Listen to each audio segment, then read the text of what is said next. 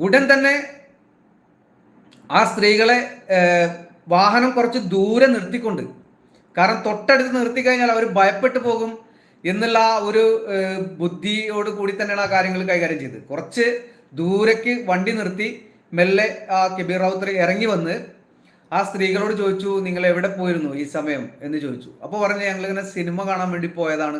അപ്പോൾ ഭർത്താവ്, അതിബുദ്ധിമാനായിട്ടുള്ള ഭർത്താവ് എന്ത് പറഞ്ഞു കൊടുത്തു, നിങ്ങളുടെ കയ്യിൽ സിനിമാ ടിക്കറ്റ് കയ്യിൽ വെച്ചാൽ മതി, പോലീസ് പിടിക്കുകയാണെങ്കിൽ അതൊന്ന് കാണിച്ചു കൊടുത്താൽ മതി, അപ്പോൾ നിങ്ങൾക്കൊന്നും സംഭവിക്കില്ല എന്നുള്ള ആ ഒരു ബുദ്ധിപരമായിട്ടുള്ള കാര്യവും പറഞ്ഞു കൊടുത്തു. ഈ പെൺകുട്ടികൾ അധികം പ്രായമില്ല, ഈ കക്ഷിയുടെ ഭാര്യയും അതുപോലെ തന്നെ ആ സഹോദരിയും അധികം പ്രായമൊന്നുമില്ല. അപ്പൊ ഇവരോട് പറഞ്ഞു, നിങ്ങളിങ്ങനെ വഴിയിലൂടെ ഇറങ്ങി നടന്നു കഴിഞ്ഞാൽ അതേ സമയം തന്നെ തിയേറ്ററിൽ നിന്ന് സെക്കൻഡ് ഷോ കഴിഞ്ഞ് തിരിച്ചു വരുന്ന ആ പുരുഷന്മാർ ചിലപ്പോ കഞ്ചാവോ കള്ളോ ഒക്കെ ഉപയോഗിച്ചു വരുന്ന ആളുകളെ ആയിരിക്കും. അവർ നിങ്ങളെ ഉപദ്രവിച്ചു കഴിഞ്ഞാൽ നിങ്ങൾ എന്ത് ചെയ്യും എന്ന് ചോദിച്ചു. അപ്പോൾ പറഞ്ഞു, സാറേ, ഞങ്ങൾ ഈ നാട്ടിൽ ജനിച്ചു വളർന്നവരാണ്.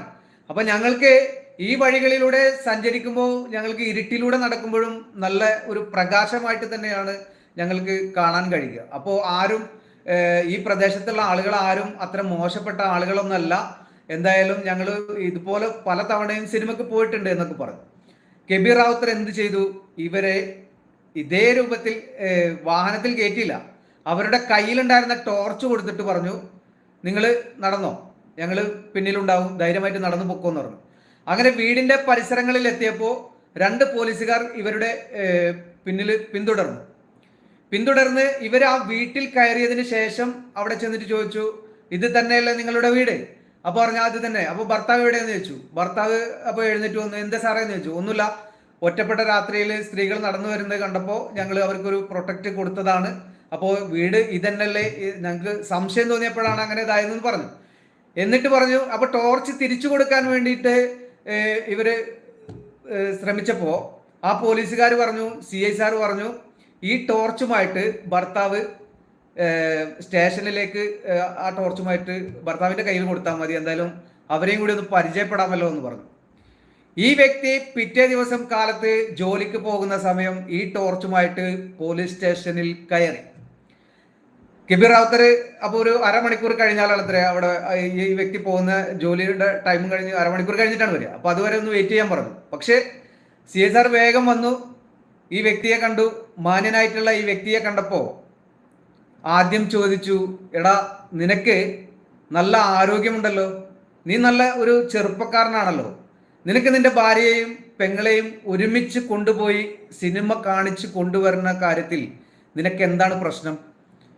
അവർക്ക് എന്തെങ്കിലും ആ സാമൂഹ്യ വിരുദ്ധരുടെ ഇടയിൽ എന്തെങ്കിലും സംഭവിക്കുകയാണെന്നുണ്ടെങ്കിൽ എന്തായിരിക്കും അവസ്ഥ എന്നുള്ള രീതിയിലൊക്കെ സംസാരിച്ച്, അപ്പോൾ ഇയാൾ വളരെ തല താഴ്ത്തി ഒരു മാന്യതയോട് കൂടി നിന്നെങ്കിലും CIക്ക് ആ പ്രഷർ കൂടി വന്നപ്പോൾ ഒരടി മുഖത്ത് കൊടുത്തു.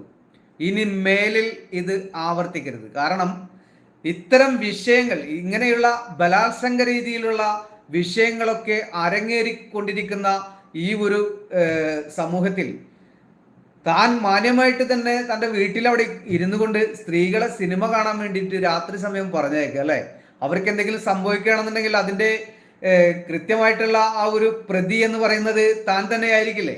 അപ്പോൾ നീ ഉദ്ദേശിച്ചത് എന്താണെന്നൊക്കെ ചോദിച്ചു. CI സാർ വളരെ ഷൗട്ട് ചെയ്ത് തന്നെ സംസാരിച്ചു. അപ്പോൾ വളരെ മാന്യനായിട്ടുള്ള ഒരു പോലീസുകാരൻ തന്നെയായിരുന്നു. എന്തായാലും എൻ്റെ ഓർമ്മയിൽ നിന്നൊന്നും ആ സാറിൻ്റെ മുഖം പോകില്ല. നല്ല സ്നേഹസമ്പന്നൻ തന്നെയാണ്. പിന്നീട് ആ സ്റ്റേഷനിൽ നിന്ന് വന്ന് നമ്മുടേതായിട്ടുള്ള നാട്ടിൻ പ്രദേശത്തുള്ള സ്റ്റേഷനിലും ചാർജ് ചെയ്തിട്ടുണ്ട്. അപ്പം നമ്മുടെ അരികിലൊക്കെ വരുന്ന സമയം കൈ പിടിച്ച് നിന്നുകൊണ്ടാണ് സംസാരിക്കുക. നമ്മളെ ഓരോ വിഷയങ്ങളൊക്കെ ഇങ്ങനെ ചോദിച്ച് മനസ്സിലാക്കും. കാരണം എന്നെപ്പോലെയുള്ള ആളുകളൊക്കെ വളരെ ഇഷ്ടമാണ്. കാരണം നമ്മളൊന്നും ആ ഒരു മയക്കമരുന്ന് ലോബികളുടെ ആ ഒരു ഇടയിൽ പോയിട്ട് പോലീസുകാരുടെ കണ്ണിൽ ഒരു കരടാവേണ്ട ഒരു അവസ്ഥയും വന്നിട്ടില്ല. അപ്പോൾ മറ്റ് ആളുകൾ അവിടെ സാമൂഹ്യ വിരുദ്ധരായിട്ടുള്ള ആളുകളെ നമ്മൾ ചൂണ്ടിക്കാണിക്കാനൊന്നും നിന്നിട്ടില്ല. അപ്പോൾ എൻ്റെ പ്രദേശം എന്ന് പറയുന്ന സ്ഥലത്ത് ഏറ്റവും കൂടുതൽ ആ ഒരു കഞ്ചാവിൻ്റെ കൃഷിയിടം തന്നെയാണ് എന്ന് തന്നെ പറയാം. അക്കാലത്ത് കഞ്ചാവൊക്കെ സുലഭമായിട്ട് വിൽപ്പന നടത്തിയിരുന്ന ഒരു നാടാണ് എൻ്റെ നാട്. അപ്പോൾ ആ ഒരു സ്റ്റോപ്പിന് ആദ്യകാലത്ത് ആ ഒരു സ്റ്റോപ്പിന് മിനി പഞ്ചാബ് എന്ന് ആണത്രേ ആ സ്റ്റോപ്പിന് പേരിട്ടിട്ടുണ്ടായിരുന്നത്. ആദ്യകാലത്തുണ്ടായിരുന്ന പ്രായം കൂടിയ ആളുകളൊക്കെ കൂടി തീരുമാനിച്ചതാണ്. അപ്പൊ മിനി പഞ്ചാബ് എന്ന് പറഞ്ഞാലാണ് നമ്മുടെ നാടിനെ അറിയപ്പെട്ടിരുന്നത് അക്കാലത്ത്. പിന്നീട് അത് പാപ്പാളി സ്കൂൾ എന്ന് പറയുന്ന ആ ഒരു കുടുംബത്തിന്റെ പേരിൽ ഒരു മാനേജ്മെന്റ് സ്കൂൾ അവിടെ നിലവിൽ വന്നപ്പോൾ പിന്നീട് അത് പാപ്പാളി എന്നുള്ള പേരിലായി. അപ്പോൾ നമ്മുടെ ആ പ്രദേശത്തിന് പിന്നീട് ഈ കഞ്ചാവ് ലോബികൾ, മയക്കുമരുന്നിന്റെ ആ ഒരു കള്ളുവിൽപ്പനയും മറ്റൊക്കെ സുലഭമായപ്പോൾ പല പ്രദേശങ്ങളിൽ നിന്നും നമ്മുടെ നാട്ടിൽ വന്ന് ഈ കഞ്ചാവും കള്ളും എന്നുള്ള സംഭവങ്ങളൊക്കെ വാങ്ങിക്കാനൊക്കെ വരുന്ന ആളുകളൊക്കെ അവിടെ നാട്ടിൻ പ്രദേശത്തുള്ള ചെറുപ്പക്കാരൊക്കെ കൂടി അടിച്ചു ഓടിക്കേണ്ട അവസ്ഥയിലൊക്കെ വന്നു. പിന്നീട് വലിയ വലിയ വിഷയങ്ങളായി. അതിനുശേഷം നമ്മുടെ നാടിന് വളരെ മോശപ്പെട്ട രീതിയിലാണ് പിന്നീട് ആ സ്റ്റോപ്പിന് അറിയപ്പെട്ടിരുന്നത്. മിനി കഞ്ചാവ് എന്നുള്ള രൂപത്തിലായി. അപ്പോൾ എനിക്കൊക്കെ സത്യത്തിൽ വളരെ വിഷമമുണ്ടാക്കിയ ഒരു വിഷയം തന്നെയായിരുന്നു. കാരണം നമ്മളൊക്കെ വളരെ മാന്യന്മാരായിട്ട് ജീവിച്ചിരുന്ന എൻ്റെ വിവാഹകാലത്തിൻ്റെ മുന്നൊക്കെ ആ ഒരു സമൂഹത്തിൽ തന്നെ നമ്മൾ വളരെ മാന്യന്മാരാണ്. എൻ്റെ സുഹൃത്തുക്കളായിട്ടുള്ള 2-3 പേരും കൂടി ഉണ്ടായിരുന്നു. അപ്പോൾ ഞങ്ങളൊക്കെ വളരെ മാന്യന്മാർ തന്നെയാണ്. ഒരു പെൺകുട്ടികൾ പോകുന്ന സമയം അവര് പോകുന്ന ആ ഒരു ദിശയിൽ കണ്ണു നോക്കി കുത്തിരിക്കുന്ന സ്വഭാവക്കാരല്ല. ആരെങ്കിലും അവരെ ഇത്തരം രീതിയിൽ വൾഗറായിട്ടുള്ള ഒരു കമന്റ്സോ അതല്ലെങ്കിൽ അവരെ ലൈനടിക്കുന്ന രൂപങ്ങളോ എന്തെങ്കിലും കണ്ടു കഴിഞ്ഞാൽ ആ സംഭവം കണ്ട ഉടൻ തന്നെ ആ പയ്യനാണെന്നുണ്ടെങ്കിൽ പയ്യനെ വിളിച്ച് കാര്യമായിട്ട് കാര്യങ്ങൾ പറഞ്ഞ് മനസ്സിലാക്കി കൊടുക്കും. ഇങ്ങനെയൊക്കെ ഞാൻ എൻ്റെ നാട്ടിൽ വളരെ സമാധാനത്തോടു കൂടി തന്നെ ജീവിതം ചെലവഴിച്ചു. പിന്നീട് മോശപ്പെട്ട രീതിയിലുള്ള ആ പ്രദേശത്തെ തിരിച്ചറിയാൻ തുടങ്ങിയപ്പോൾ ആ നാടും വേണ്ട ആ വീടും വേണ്ട എന്ന് വിചാരിച്ച് സ്വന്തം നാടും വീടും വിറ്റു. അവിടെ നിന്നും 2 കിലോമീറ്റർ താണ്ടി അങ്ങേ സൈഡിൽ, അതായത് ഇപ്പോൾ ഞാനൊരു മുസ്ലിം ആയതുകൊണ്ട് നമ്മുടെ ആ ഒരു മഹിലോ അതല്ലെന്നുണ്ടെങ്കിൽ ആ ഒരു പഞ്ചായത്തിന്റെ പരിധിയോ വിടാത്ത രൂപത്തിലുള്ള ഒരു സ്ഥലം കണ്ടെത്തി അവിടെ വീട് വെച്ചു താമസിച്ചു. അപ്പൊ ഇങ്ങനെയൊക്കെയാണ് നമ്മുടെ കാര്യങ്ങൾ.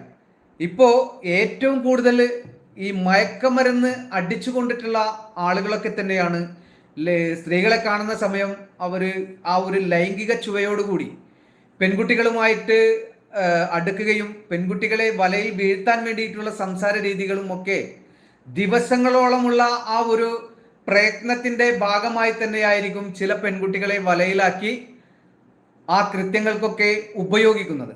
അപ്പൊ പെൺകുട്ടികൾ പ്രണയത്തിന്റെ ആ ഒരു ഫീലിംഗിലായിരിക്കും അവരുമായിട്ട് സഹകരിക്കുന്നത്. പിന്നീട് ഹോട്ടലിൽ കൊണ്ടുപോയി നല്ല ഭക്ഷണം വാങ്ങിച്ചു കൊടുത്തു, ഏതെങ്കിലും ടെക്സ്റ്റൈൽസിൽ കൊണ്ടുപോയി വസ്ത്രം വാങ്ങിച്ചു കൊടുത്തു.